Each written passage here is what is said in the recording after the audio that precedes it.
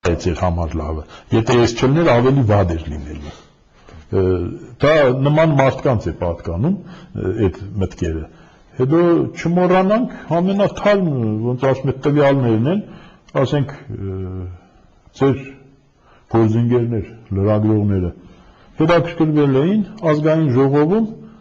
տասնյակից ավել պատգամավորներ, այսինքն քաղաքական այրեր այս երկրի, որոնք որոշում են մեր ճակատագիրը, հարցրել էին թե այդ շրջանների անունները նրանք գիտեն թե չէ, որոնք պատրաստում են հանձնել կամ պահել։ Պարզվել էր, որ չգիտեին, ասենք հասել էր գործը նրան, որ Խորադիզը որպես շնչան էին անվանել եւ այլն։ Այսինքն այդ տիպի մարդկանց ձեռքում է այսօր նման հարց որոշել, չորոշելը։ Այնպես որ մենք բազմիցս խոսել ենք եւ ձեր հաղորդումներում շատ ողջամիտ անձինքել են եղել եւ բոլորն էլ մի բան են ասել, երևի դա աքսիոմ է, որ ինչ է նշանակում հող հանձնենք, որ լավ ապրենք։ Նման բան չի եղել երբևիցե եւ չի լինում։ Խոսքը բացի դրանից, գիտեք ինչ, խոսքը հող բառը չէ, այստեղ հայրենիքի մասին է խոսքը։ Եվ երևի թե այս ժողովուրդը, հայ ժողովուրդը պետք է վերջի իրեն հարցը տա, թե հայրենիք հանձնելը դա նշանակում է ծնող հանձնել, երեխա հանձնել, ես չգիտեմ, ինչի մասին է խոսքը։ Բայց ցավում եմ, որ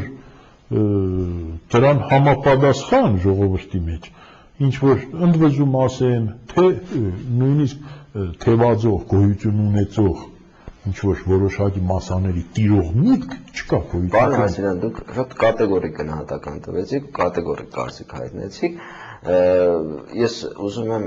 այս առումով մինչև ժողովրդին հասնել, ժողովրդին ընդվզմանը, քաղաքական ուժերին անդրադառնալ։ Այս ընդհանուր տոտալ հողանձնելու քարոզչության ֆոնի վրա կարծես թե երկրի առաջի դեմքից սկսած վերջացրած երկրորդ-երրորդական դեմքերով կարծես քաղաքական դաշտը մի տեսակ պասիվություն է ցուցաբերում, որևէ քննարկում չի ծավալվում, այլ չասենք ընդվզում կամ չգիտեմ հակադրվել ինչ-որ մեկին այդ գաղափարները կրող։ Սա կարծես թե ձեր այդ կատեգորիկ գնահատականների հետ խիստ հակասության մեջ է մտնում եւ ես ընդունում եմ, պարոն Ալխասյան, ընդունում եմ այն առումով, որ ճիշտ է, նախ եւ առաջ պետք է, եթե խոսքը գնում է պետության մասին, եթե մենք համարում ենք ինչ որ ծավալի կայացած պետություն, նախ եւ առաջ ցանկացած հարցի վերաբերյալ քաղաքական դաշտի, քաղաքական ուժերի կարծիքն ու վերաբերմունքը, որովհետեւ ի վերջո ինչ է քաղաքական կազմակերպություն։ Դա տվյալ հասարակության ինչ որ մի մասի ինքնագիտակցության մագարտակը դրսևորող անձերի խումբ է։ Շատ լավ, ուրեմն եկեք անդրադառնանք անհերկելի փաստերին, ոնց ասում է երկրի առաջի դեմքը, նախագահ,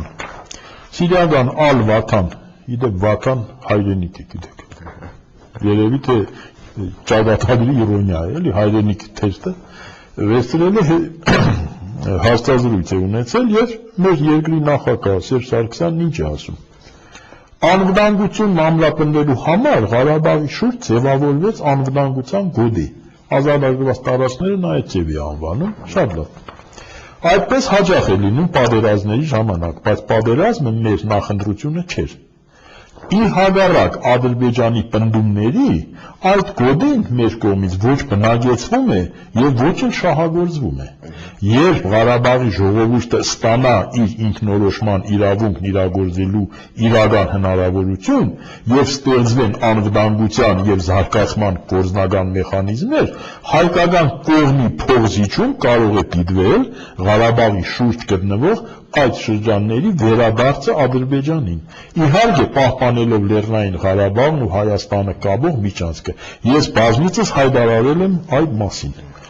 Թե ասվածը ավելի քան պարզ, ինձ թվում է մեկնաբանել կարիք էլ չկա։ Նորությունը նախորդ, ասենք, այդ զիջումային եւ խաղաղասիրական ճառերի հանդեպ հետեւյալն է, որ միարժեքորեն ինքը արտարանում է եւ հասկացնում է Ադրբեջանին, որ մենք այդ հողերը մերը չենք համարում։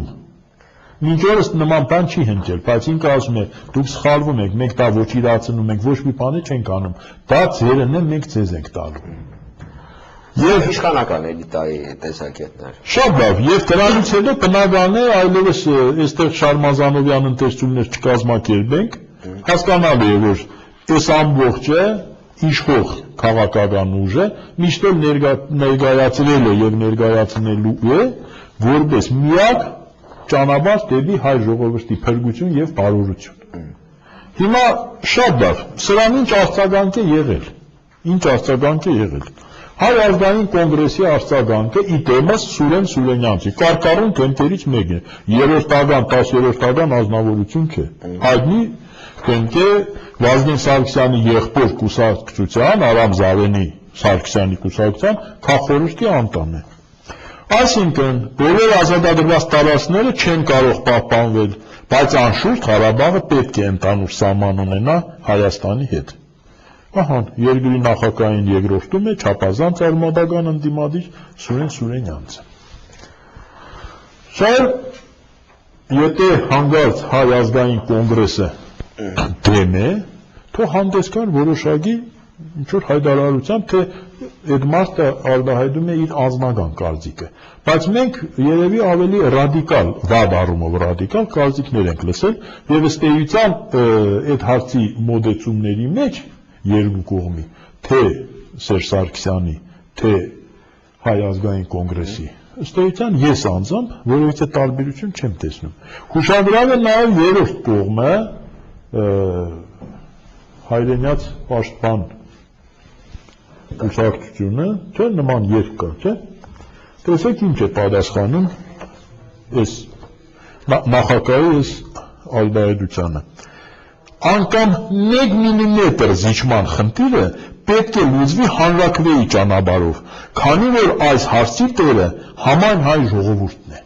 Այսինքն զիջելը կա ու կա, բայց զիջենք, ոնց ասում է, հանգրվաններով, միլիմետր այլ միլիմետր։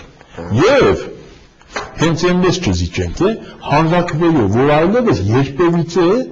դրա մասին խոսք չլինի, այսինքն զիջման ամենաբարձր հնարավոր լեգիտիմության մեխանիզմ կիրառենք, որովհետեւ մենք վաղը հանգած այդ հողի վերաբերյալ որևէ խոսք չկարողանանք ասել։ Այսինքն բոլոր քաղաքական ուժերը ըստ էության Ես էլ դրան եմ ուզում անդրադառնալ, բոլոր քաղաքական ուժերը գրեթե համակարծիք են այդ ամեն ինչին։ Շատ խոսքում է։ Դե հիմա փաստը դրա մասին է խոսում։ Ուրեմն դատապարտված այդ հողերը հանձնման։ Հիմա իրականությունը այս պահով, իրականությունը դա է։ Ես կցանկանայի, այդ փաստորեն մենք խոսեցինք եւ եկանք էլի նույն կետին։ Ես որ ասեցի թե ժողովրդի մեջ չկա այդ կարծիքը եւ այլն։